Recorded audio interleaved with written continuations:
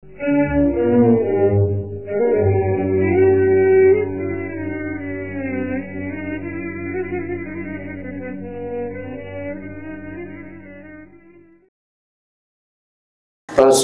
Shallallahu Alaihi Wasallam bersabda, tidak sempurna iman seseorang sampai orang itu mencintai saudaranya seagama, yaitu agama Islam atau sesama Muslim, sama halnya seperti dia mencintai dirinya sendiri.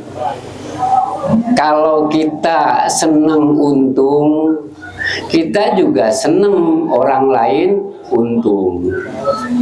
Kalau kita senang punya rumah baru, kita juga mesti senang orang lain punya rumah baru. Nah, itu namanya sudah sempurna iman kita. Kalau belum tahap sampai seperti itu, berarti belum sempurna. Nah, sebelumnya di sini diceritakan riwayat Anas bin Malik. Jadi Anas bin Malik itu dia menjadi pembantu Rasulullah ketika usia 10 tahun. Jadi ibunya itu yaitu Ummi Sulaim. Ummi Sulaim itu datang ke Rasulullah. Ya Rasulullah, bawa anak ini sebagai pembantu paduka. Jadi ibunya itu menyerahkan Anas bin Malik kepada Rasulullah untuk dijadikan pembantu. Nah, sejak usia 10 tahun sampai Rasulullah wafat, Anas bin Malik ini terus menjadi pembantu Rasulullah. Nah, suatu saat ibunya datang kepada Rasulullah. Ya Rasulullah, tolong itu pembantu kecil kamu itu, yaitu anak saya Anas bin Malik itu doain apa saja. Nah, akhirnya Rasulullah SAW mendoakan Anas bin Malik dengan doa, Allahumma aksir malahu wa waladahu wa atil umurahu waghfir zunubahu wa adkhilhul jannah. Karena permintaan ibunya itu supaya Anas bin Malik didoain oleh Rasulullah, maka Rasulullah mendoakannya. Doanya, ya Allah, ya, perbanyak harta hamba ini dan perbanyak juga anaknya dan perpanjang umurnya dan masukkan dia ke surga. Terus hal itu berlanjut. Nah, suatu saat setelah Rasulullah wafat, Anas bin Malik cerita bahwa apa yang didoakan oleh Rasulullah semuanya terkabul. Apa terkabulnya? Anas bin Malik itu termasuk orang terkaya di Ansor. Berarti doa Rasulullah supaya diperbanyak hartanya makbul. Bahkan berkah. Berkahnya apa? Yang orang lain mah panennya 1 tahun 1 kali, kalau dia Anas bin Malik panennya 2 kali. Nah, itu Anas bin Malik. Terus doa yang kedua makbulnya apa? Terbukti Anas bin Malik itu anaknya, anak laki-lakinya aja sebanyak 125. Itu anak laki-lakinya doang. 125, di mana cucunya ya? Anak perempuannya 2. Nggak tahu istrinya berapa saya. Istrinya saya nggak tahu berapa. Di sini nggak dijelaskan istrinya berapa. Nah, iya kan? Di sini dikatakan Falaqad ruziktu min solbi siwa waladi mi'ata wa khamsi wa ishrin, katanya kan, min zukur, 125 laki-laki dan 2 perempuan. Yang kedua, terus tadi yang ketiga, dipanjangkan umurnya. Usia Anas bin Malik itu 120 tahun.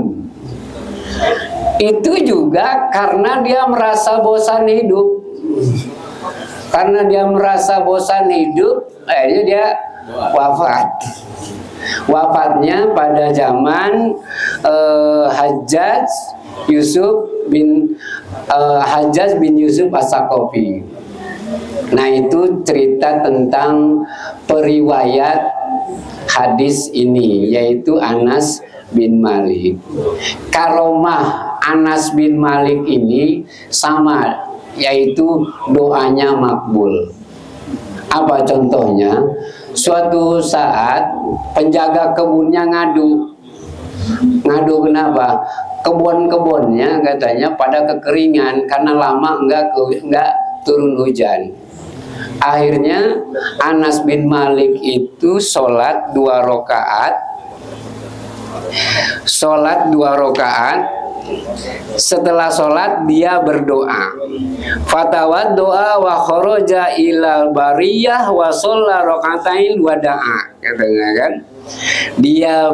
Dia wudu dan keluar ke lapangan, terus sholat 2 rakaat, terus berdoa. Nggak lama kemudian turun hujan. Setelah selesai berdoa, turun hujan. Ketika hujan, Anas bin Malik nyuruh ke pembantunya, ke penjaga kebun tadi itu, Babur. Coba lihat hujannya sampai di mana. Ditelusurin hujannya nyampe mana. Ternyata hujannya itu hanya sampai di kebun dia saja, kebun yang lain nggak kehujanan. Dikelilingin itu tanah dia doang yang kehujanan, yang lain nggak kehujanan. Nah, itu barokahnya karomah dari Anas bin Malik. Tapi orang sampai punya karomah seperti itu, ya nggak gampang gitu kan.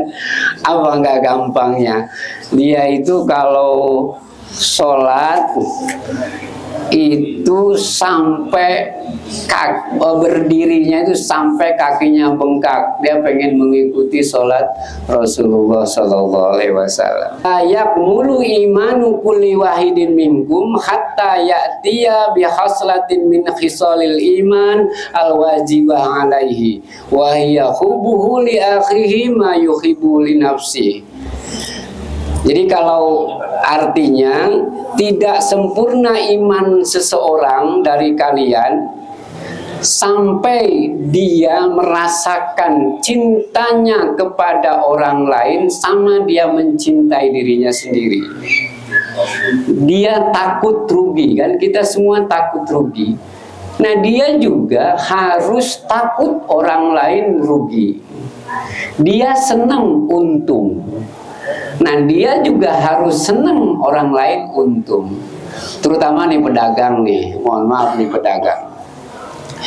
Pedagang kalau pengen beli, kalau pedagang nih, kita itu kalau beli kan pengennya murah. Senang kita kalau beli murah.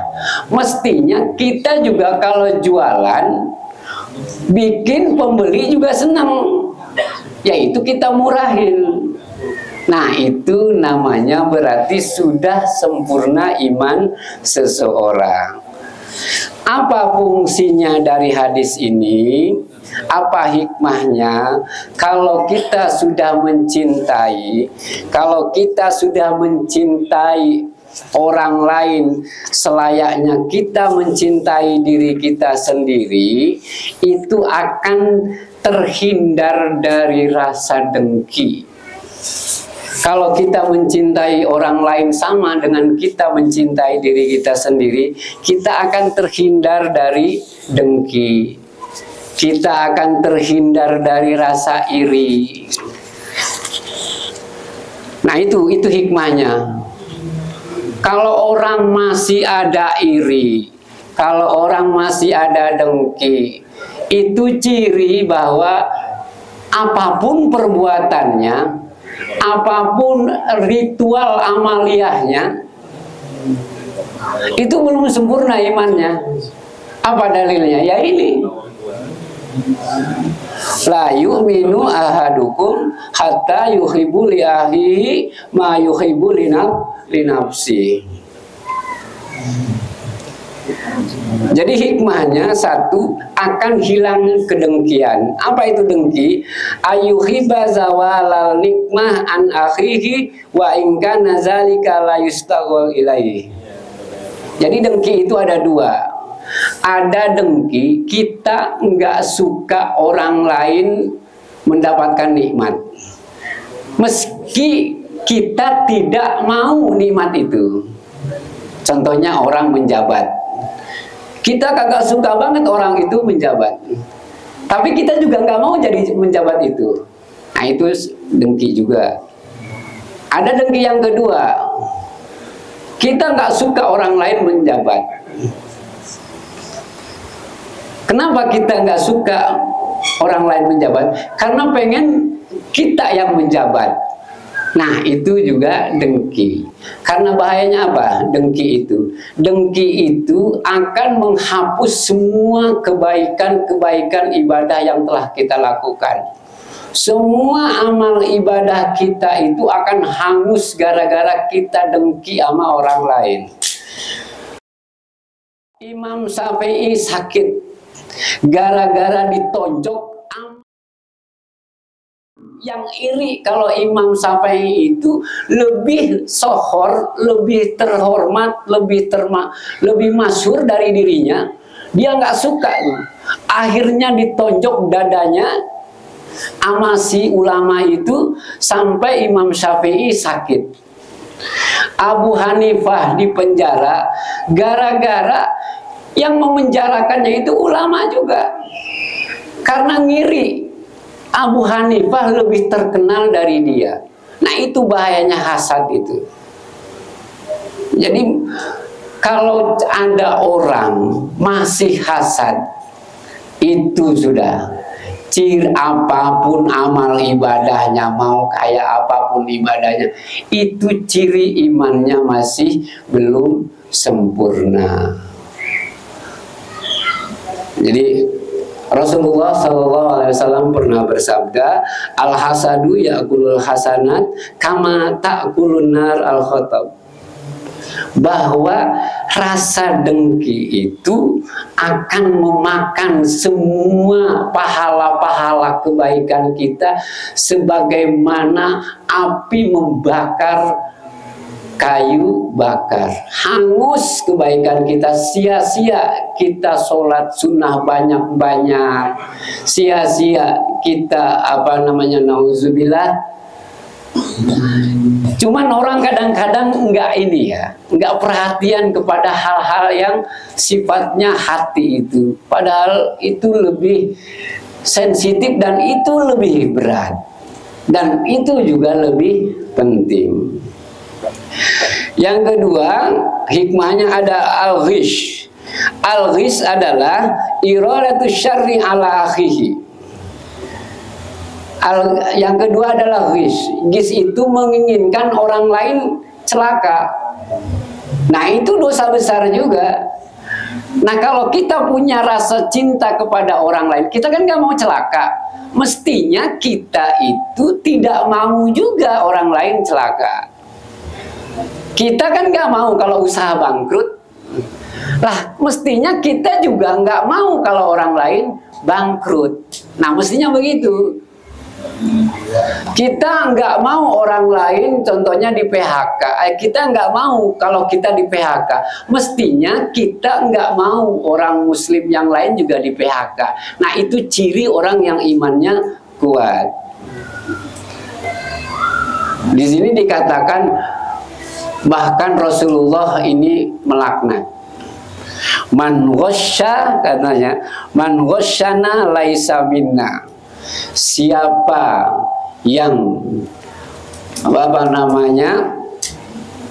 menginginkan orang lain celaka, itu bukan bagian dari umatku. Contohnya, nauzubillah, ada orang lagi pergi ke Bali, mudah-mudahan pesawatnya nabrak burung, jatuh. Nah itu udah dosa, itu dosa besar. Mudah-mudahan, nauzubillah, ada rumah baru, dapat rumah baru, mudah-mudahan rumahnya kebakaran. Nah itu dosa, itu besar dosanya. Bahkan Rasulullah dia mengeluarkan orang itu dari umatnya, dari umat Rasulullah. Orang yang punya pikiran, orang yang punya khatar, gretekan hati, kritikan hati, pengen mencelakai, pengen ada, kayak ini hanya keinginan saja. Hanya ingin orang lain celaka aja itu udah dosa, apalagi mencelakakan orang lain kan. Jadi berat, sebenarnya berat. Untuk masuk surga itu nggak gampang. Nggak usah terlalu pede gitu kan, bahwa kita masuk surga. Kita rasa ada rasa bahwa menginginkan orang lain celaka aja itu udah dosa besar. Yang kedua adalah, yang ketiga, hikmah dari hikmah dari hadis ini, yaitu hikmah dari sifat mencintai orang lain sama halnya dengan mencintai dirinya sendiri, yaitu adalah gilun. Gilun, ya. Gilun itu adalah khianat. Khianat termasuk juga dendam. Ya. Gilun gilun yasyamilul khianah wal hikm, ya. Jadi hikmah kalau kita mencintai orang lain sama dengan mencintai diri kita sendiri, yaitu adalah ghil. Gilun itu adalah khianat dan rasa dengki. Bahkan Rasulullah mengancam, wa man yaghlul ya'ti bima ghaimah. Al-Quran, Allah mengancam dalam firman-Nya, wa man yaghlul ya'ti bima ghalla yaumal qiyamah. Orang yang khianat, maka dia akan datang dengan apa yang ia hianati nanti pada hari kiamat. Nah itu hikmah. Kalau kita mencintai orang, sama halnya kita dengan mencintai ini, sifat-sifat buruk, dosa dan dosa besar itu akan hilang. Yang selanjutnya adalah hikd, ya. Hikd itu adalah dendam. Ini yang agak susah ini. Kita masih ingat aja sama orang yang pernah dulu nipu kita. Nah itu namanya hikd. Benci mulu kalau lihat dia. Atau kita kalau lihat orang yang dulu ngerebut pacar kita, kayaknya marah mulu itu kan. Nah itu namanya hikd atau dendam. Dan dikatakan di sini bahwa hikd itu ayal tazima qalbu istiqalihi wal baghdhalahu wal nikar wa yadumu zalika wa yabqa. Bahkan Rasulullah, orang yang pendendam itu bukan orang mukmin katanya. Rasulullah pernah bersabda, orang yang pendendam itu lebih ancamannya lebih berat lagi. Orang yang pendendam itu bukan golongan orang mukmin. Itu kan berat. Berat. Jadi hal-hal yang sifatnya batin tapi dosanya besar. Dan ini insya Allah akan hilang sifat-sifat buruk seperti itu dengan adanya rasa cinta kita kepada sesama agama, sesama orang Muslim. Ya, sama halnya dengan seperti kita mencintai diri kita sendiri. Yang selanjutnya, kalau kita mencintai orang lain, sama halnya dengan mencintai diri kita sendiri, akan hilang dengan syamatoh. Samatoh itu seneng kalau lihatlah orang lain susah. Itu dosa besar itu. Gembira saat orang lain kena musibah. Itu dosa besar juga. Ada orang tetangga beli mobil baru, mobilnya nabrak pohon, seneng dia, walaupun nggak diungkapin kesenangannya, walaupun dia teriak hore, yes yes yes yes, enggak, cuman hanya di dalam hati ada rasa senang, itu udah termasuk asyamatoh, dan itu termasuk dosa. Dan itu ancamannya apa? Berat. Apa kata Rasulullah? Siapa yang gembira saat melihat orang lain mendapatkan musibah, suatu saat dia pasti akan mendapatkan musibah yang dialami orang itu. Itu di dunia, belum nanti di akhirat. Nah, hal ini, sifat buruk seperti ini akan hilang dengan tadi itu. Sesama Muslim, ya saling mencintai. Kita sesama, Nabi kita sama, Tuhan kita sama, agama kita sama. Saling menyayangi, sama-sama makhluk Allah.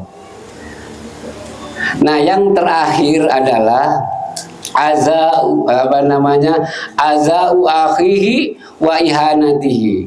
Yang terakhir, kalau kita mencintai orang lain itu nggak pernah kita menyepelekan orang, nggak pernah mengkerdilkan orang itu. Nah, ada suatu cerita nih, Sahal Atustari. Sahal Atustari itu rumahnya banyak tikus, rumahnya banyak tikus. Terus kata tetangganya, kata temennya datang, kok rumah kamu banyak tikus amat? Ya. Terus kata emang kenapa? Ya kamu nggak melihara kucing biar tikus-tikusnya kabur. Lah, kalau saya melihara kucing, nanti tikus-tikus ini ngelihat kucing pada pindah ke rumah tetangga. Tuh kan? Tetangga juga nggak suka kan kalau rumahnya banyak tikus. Sama saya juga nggak suka. Sama saya juga nggak suka kalau rumah saya banyak tikus. Tapi kalau saya melihara kucing, tikus-tikus ini akan pindah ke rumah tetangga. Tetangga malah yang jadi korban. Nah, itu Sahal Atustari. Sari As-Sakoti. Sari As-Sakoti itu gurunya Junaid Al-Baghdadi. Dia istighfar selama 30 tahun gara-gara mengucapkan alhamdulillah. Mengucapkan alhamdulillah dia harus istighfar 30 tahun. Apa sebabnya? Suatu saat pasar di Baghdad kebakaran semua. Yang nggak kebakar cuman toko dia doang. Akhirnya orang pada datang ke rumah Sari As-Sakoti. Hei Sari As-Sakoti, ngapain? Itu pasar Baghdad kebakaran. Terus kenapa? Itu katanya toko kamu doang yang gak kebakaran. Alhamdulillah. Nah, gara-gara ngomong alhamdulillah, dia merasa takut dan dia mohon ampun kepada Allah, istighfar selama 30 tahun. Kenapa alasannya? Berarti dia senang dengan orang lain kebakaran. Orang lain yang orang lain tokonya kebakaran, toko dia enggak. Dia merasa senang. Rasa senangnya itu dia merasa bersalah selama 30 tahun.